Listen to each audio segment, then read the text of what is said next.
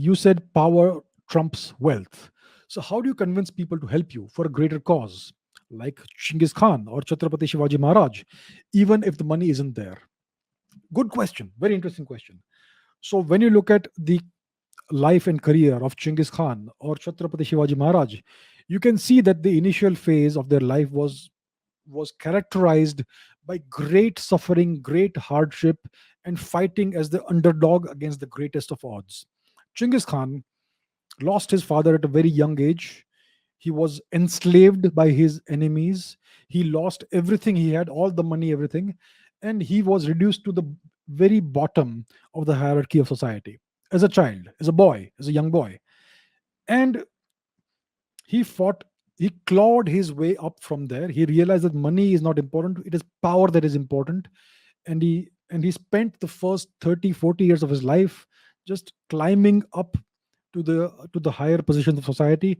He became a small chieftain of a small tribe of people. Then he conquered another tribe, he defeated another tribe. And over the decades, he eventually, step by step, defeated and absorbed all of the various tribes of Mongolia. And he created a unified Mongolian nation. He was able to do that only in his mid 40s. He was able to achieve that objective of unifying Mongolia only when he was in his mid 40s. And that's when he got the title of Chinggis Khan, the great ruler or the oceanic ruler.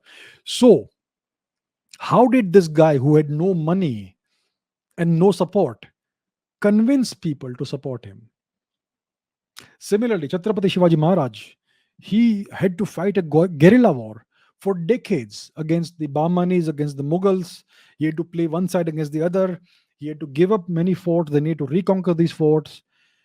They considered they these Mughals, these invaders, the Turks, they characterized Chhatrapati Shivaji Maharaj as just some jungle brigand, right? That sort of thing. That's how they tried to disparage him and play down his greatness.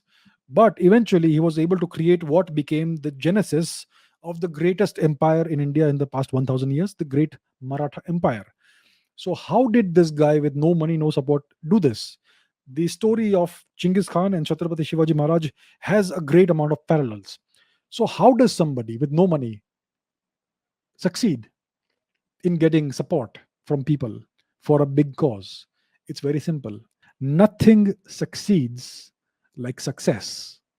You have to first show that you are capable of succeeding.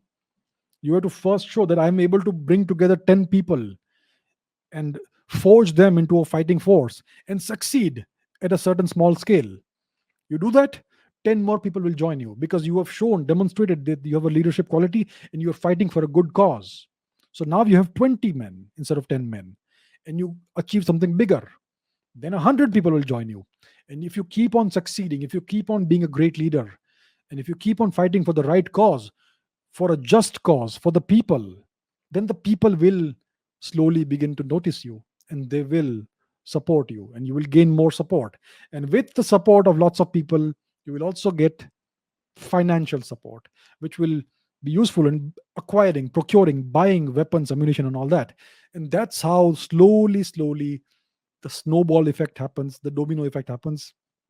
And if you are a really strong, powerful leader, if you have that thing inbuilt in you, then slowly from zero, from literally zero, over 2 3 decades, you can build a genuine continent sized movement. You can do it. Very few people have the ability to do that. Not everybody can be Chhatrapati Shivaji Maharaj or Chinggis Khan, but that's how it's done. So you can convince people to help you if you can demonstrate that you can succeed.